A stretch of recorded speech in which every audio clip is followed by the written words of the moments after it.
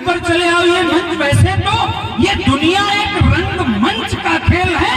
इस दुनिया में मंचों की कोई कमी नहीं है। विभिन्न प्रकार के मंच बने हैं, राजनीतिक मंच बने हैं, सामाजिक मंच बने हैं, अपने अपने धर्मों के अलग मंच बने हैं। लेकिन देश और दुनिया का अगर सबसे बड़ा कोई मंच है तो हमारे धर्म का, सनातन धर्म का मंच है।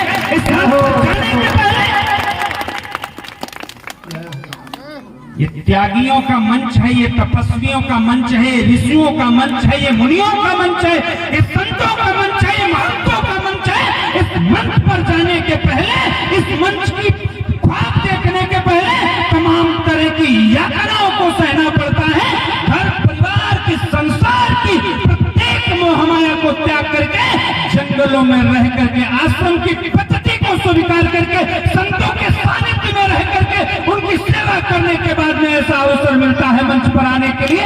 हम लोग तो बहुत छोटे हैं, हमको तो यार खुद कुछ सीखना है। आज कथा का अंतिम दिवस है, रात्रिकालीन की वेला में आप सब लोग कथा का श्रवण पान करने आए। इतनी अच्छी सुंदर कथा जो आपके गांव में चल रही थी, आज उसकी अंतिम दिवस है। अंतिम दिवस की रात्रिकालीन की वेला में आप सब लोग कथा का श्रवण पान कर रहे हैं। कल फिर ये मंच कहीं और बनेगा, कल फिर ये धर्म का प्रचार किसी और गांव में होगा, इसलिए ज्यादा कुछ नहीं कहना चाहते। आप सब लोग हनुमान जी की बड़ी सुंदर झांकी भी देख रहे थे, और झांकी देखने के बाद में हनुमान जी का महत्व क्या है उसका भी आप लोग श्रवण पान पूज्य व्यास जी के मुखार बिंदु से कर रहे थे। मैं चंद शब्दों में अपनी बात को कह करके वाणी को विराम दे दूंगा, और बात मैं करूंगा हमारे पंच तत्वों में सम्मिलित वायुदेव, अग्नि, जल, वायु, पृथ्वी, आकाश में से ही सम्मिलित पंच तत्वों में से वायुदेव की, जिनको हमारी सनातनी संस्कृति में, भारतीय संस्कृति में वायुदेव के नाम से जाना जाता है, उनकी पूजा भी की जाती है। उनके परम प्रिय पुत्र हनुमान जी महाराज की मैं इस विषय पर चर्चा करके अपनी वाणी को विराम दे दूंगा। आप लोग हनुमान जी का साक्षात दर्शन कर रहे थे। उनका जीवन परिचय क्या है, उनकी बाल्यावस्था कैसे व्यतीत हुई। आज तो हमारे घर में छोटे छोटे बच्चे जो है, भारत की पुष्प वाटिका में भारत के भविष्य के रूप में जो हमारे छोटे छोटे नन्हे नन्हे नौनिहाल बैठे, ये अगर कहीं कोई शरारत करते हैं, कोई गलती करते हैं, हमारे घर की माताएं, बहनें, बेटियां, पुरुष, नौजवान लोग उनको डांटते हैं, धुतकारते हैं, दबाने का काम करते हैं। लेकिन हनुमान जी का बाल्यावस्था कैसे बीती है, मैं उस पर चर्चा करना चाहता हूं। हनुमान जी महाराज वायुदेव के परम प्रिय पुत्र थे। एक बार बचपन में उनको भूख लगी थी। माता अंजना रसोई घर में कुछ काम कर रही थी। उन्होंने थोड़ी देर तक तो प्रतीक्षा की कि माँ मुझे कुछ खाने के लिए देगी, लेकिन माँ का ध्यान कहीं और था। इसलिए हनुमान जी ने सोचा कि चलो हम कुछ देखते हैं। घर के आंगन में जब आए तो देखा कि सूर्य भगवान निकल रहे थे। सूर्य भगवान निकल रहे थे तो उन्होंने सोचा कि माँ भी हमको ऐसे ही लाल लाल फल देती हैं खाने के लिए, हमको लग रहा ये भी कोई फल है। और वो वायुदेव के पुत्र थे, इसलिए उनके अंदर गति बहुत ज्यादा थी। तो धीरे से अपनी गति को खोले और जाकर के आकाश में पहुंच गए और सूर्य भगवान को निगल लिए। जय हो बाल समय रवि भक्ति लियो, बाल समय रवि भक्ति लियो, तब तीनों लोग भयो अंधियारो। जब सूर्य भगवान को हनुमान जी महाराज बाल्यावस्था में निकल गए तो सृष्टि का विनाश होने की स्थिति आ गई। सारे देवता परेशान हो गए। तब सारे देवता जाकर के स्वर्गलोक के राजा इंद्र जी के पास गए कि अब तो कुछ दिखाई ही नहीं पड़ता, अब तो ये कैसा अंधकार है। तो उन्होंने देखा कि सूर्य भगवान ही गायब है। पता चला कि सूर्यदेव को किसी छोटे से बालक ने, बच्चे ने खा लिया। तो हनुमान जी के पास वो पहुंचे राजा इंद्र और कहने लगे, ये बच्चे, ये सूरज को निकला है, इसको निकालो। तो बच्चे हो गए, आप राजा होंगे स्वर्गलोक के, आप महा बलशाली पराक्रमी होंगे, अपने यहाँ को क्या पता कौन हो, उनके लिए तो राजा और फकीर एक बराबर। तो उन्होंने इंद्र का भी उपहास उड़ाया कि नहीं निकालेंगे। तो इंद्र जी ने विश्व के सबसे घातक वज्र का प्रहार हनुमान जी के ऊपर किया, जिसके कारण ये हनुमान जी की जो एक ठोड़ी होती है ये कट गई और हनुमान जी मूर्छित होकर के आकर के जमीन पर गिर गए। वो तो हनुमान जी थे तो मूर्छित हुए, अगर उनकी जगह और कोई होता तो सृष्टि का विनाश हो जाता, ऐसा प्रहार हुआ था। अब जब बच्चे को मूर्छित देखा तो वायु को क्रोध से भर गए और जाकर के उन्होंने अपनी गति को रोक दिया, अपनी गति को रोक दिया। तो जब वायुदेव ने अपनी गति को रोका तो लोग, पेड़ पौधे, वन्य जीव, वनस्पति, मानव, सारे लोग सांस ना मिलने के कारण मरणासन की अवस्था में पहुंचे। तब फिर सारे देवता ब्रह्मा जी के पास पहुंचे, कहे एक समस्या तो खत्म नहीं हुई थी, अब दूसरी समस्या तैयार हो गई। बोले अब क्या है?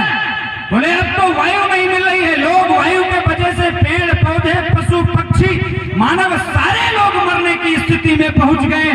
तो निर्णायक मंडल में और न्यायमूर्ति के रूप में बैठे ब्रह्मा जी ने वायुदेव को बुलाया और कहा आप ऐसा क्यों कर रहे हो? तो वायुदेव ने कहा कि अबोध बालक है, इसकी ऐसी कोई मंशा नहीं थी कि हमारे सूर्य को निकलने की वजह से अंधकार होगा, लोग परेशान होंगे। इसने तो अज्ञानतावश और उसके मन की जिज्ञासा थी, जिज्ञासा के वश सूर्य का भक्षण कर लिया। लेकिन उस अबोध बालक के ऊपर जिस तरह से बुद्धिजीवी लोगों के द्वारा वज्र जैसा प्रहार किया गया है यह अक्षम्य है। तो ब्रह्मा जी ने इंद्र जी से ही सबसे पहले कहा कि आप वायुदेव से क्षमा मांगी। और ब्रह्मा जी ने खुद कहा कि जिस बच्चे को वज्र का प्रहार किया गया है उसको मैं आज से ही अजर और अमर होने का वरदान देता हूं, या वज्र आपके पुत्र का कुछ भी नहीं बिगाड़ पाएगा। फिर वायुदेव को प्रसन्न करने के लिए इंद्र जी स्वयं सामने बढ़े और उन्होंने कहा जिस वज्र से मैंने प्रहार किया है, जिसकी वजह से आपके पुत्र की ये ठोड़ी कटी है, आज इसके बाद में ये जो हनु कटी है, आज के बाद में हनु नहीं हनुमान के रूप में जाने जाएंगे और इनका शरीर वज्र के समान हो जाएगा, ताकतवर ये हो जाएंगे। वहां पर अग्नि के देवता अग्निदेव भी मौजूद थे। फिर वो भी वायुदेव को प्रसन्न करने की मंशा से आगे बढ़े और उन्होंने कहा कि आपके पुत्र हनुमान को आज के बाद भी आग की लपटें भी कुछ नहीं कर पाएंगी, मैं भी वरदान देता हूं। वहां पर जल के देवता वरुण देव भी मौजूद थे। फिर वो भी आगे बढ़े कि आज से मैं हनुमान जी को ये वरदान देता हूं कि जल के अंदर भी इनको सांस लेने में किसी भी प्रकार की दिक्कत नहीं होगी। तो जिस बच्चे ने फल समझ करके सूर्य का भक्षण किया, पिता के विरोध करने पर अनेक देवी देवताओं को उसको वरदान देना पड़ा। ये माता पिता का हौसला था कि देवताओं को भी वरदान देना पड़ा। तो अपने बच्चों को कभी इस तरह से धुतकारा मत, उनका हौसला बढ़ाना और उनकी अफजाई, उनके हौसले को अफजाई करना। और इतना ही नहीं, आप सब लोग यहाँ आए हैं, यज्ञ मंडप में जाएंगे, अयोध्या जी में जाएंगे, ललिता देवी में जाएंगे, जहां कहीं मंदिर पर जाएंगे, तीर्थ में जाएंगे, कुछ ना कुछ मांगेंगे। आप भगवान के आश्रित हैं, प्रभु के आश्रित हैं। हनुमान जी का प्रसंग चल रहा था, इसलिए कहीं मन में जिज्ञासा आ गई, बोलने लगे। लेकिन जब स्वयं भगवान के ऊपर संकट आया, जब स्वयं भगवान संकट में फंसे, तब उनको संकट का निवारण करने वाला कोई नहीं दिखा। उस वक्त अगर भगवान के संकट हरने वाला कोई मिला तो हनुमान जी महाराज। ऐसे एक भक्त हनुमान जी महाराज हुए हैं जिनको भगवान ने अपने संकट के समय याद किया। जब लंका में युद्ध क्षेत्र में जब लक्ष्मण को मूर्छा लगी तो वहां ना घर था, ना परिवार था, ना डॉक्टर थे, ना कोई सलाहकार था। तब प्रभु प्रभु श्री राम ने सोचा कि यहाँ मेरे संकट कौन हर सकता है, तो उन्होंने हनुमान जी को याद किया। अब हनुमान जी को जब याद किया तो अब बीमार व्यक्ति को इलाज के लिए डॉक्टर की जरूरत है। डॉक्टर कहाँ मिलेगा? सबसे नजदीक लंका है। लंका कौन है? लंका तो विरोधी का घर है, लंका तो विरोधी का राज्य है। विरोधी के यहाँ से डॉक्टर कैसे मिलेगा? लेकिन उसके बाद में हनुमान जी ने कहा कि मिलेगा और हम लाएंगे। वहां से बैद जी को ले तो आए। बैद जी ने जब देखा तो कहा कि अगर सूर्य की किरणें कहीं निकल आई और आप उसके बाद जड़ी बूटी लेकर के आए तो फिर उस जड़ी का कोई मतलब नहीं रहेगा। सूर्य के निकलने से पहले ही अगर आप जड़ी को मेरे तक पहुंचा देंगे तब तो लक्ष्मण जी जीवित होंगे, अन्यथा फिर उस जड़ी का कोई महत्व नहीं होगा। तो हनुमान जी ने कहा कि हम लाएंगे और सूर्य को निकलने से पहले ही लाएंगे। और वहां से जब चले तो कहा जड़ी के पास बाद में जाएंगे, पहले सूर्य भगवान को ही मिलने। वहां से जब निकले तो कहा जड़ी तो बाद में ले आएंगे, क्योंकि सूर्य का निकलना भी ठीक नहीं है। सूर्य अगर निकलेगा तो मेरे प्रभु के प्राण संकट में पड़ेगा, इसलिए पहले सूर्य को ही मिलने। तो जब आकाश में पहुंचे सूर्य भगवान के पास तो हाथ जोड़ करके विनती करने लगे। हाथ जोड़ करके विनती करने लगे तो क्या कह रहे हैं? कह रहे हैं कि हे सूरज इतना याद रहे, हे सूरज इतना याद रहे, संकट एक सूरज वंश पे है। हे सूरज इतना याद रहे, संकट एक सूरज वंश पे है। लंका के नीच राहु द्वारा, लंका के नीच राहु द्वारा आघात दिनेश अंश पर है। मेरे आने से पहले मेरे आने से पहले यदि किरणों का चमत्कार होगा तो सूर्य वंश में सूर्यदेव निश्चित ही अंधकार होगा। तो सूर्य वंश में सूर्यदेव निश्चित ही अंधकार होगा। इसलिए छिपे रहना भगवान कह रहे हैं सूर्यदेव से, इसलिए छिपे रहना भगवान। जब तक न जड़ी पहुंचा दूं मैं, बस तभी प्रकट होना भगवान। जब संकट निशा मिटा दूं मैं, बस तभी प्रकट होना भगवान। जब संकट निशा मिटा दूं मैं। आशा है, आशा है, स्वल्प प्रार्थना है, सच्चे जी से स्वीकारोगे आतुर की आर्त अवस्था को होकर करुणार्थ निहारोगे।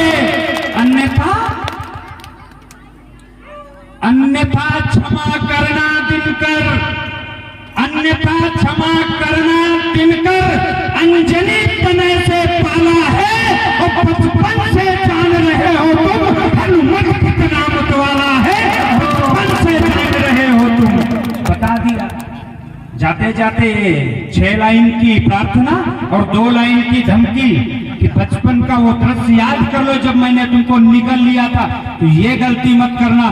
तो कहने का तात्पर्य ये है कि आप अपने बच्चों को शिक्षित बनाइए, संस्कारवान बनाइए, चरित्रवान बनाइए और बलवान बनाइए।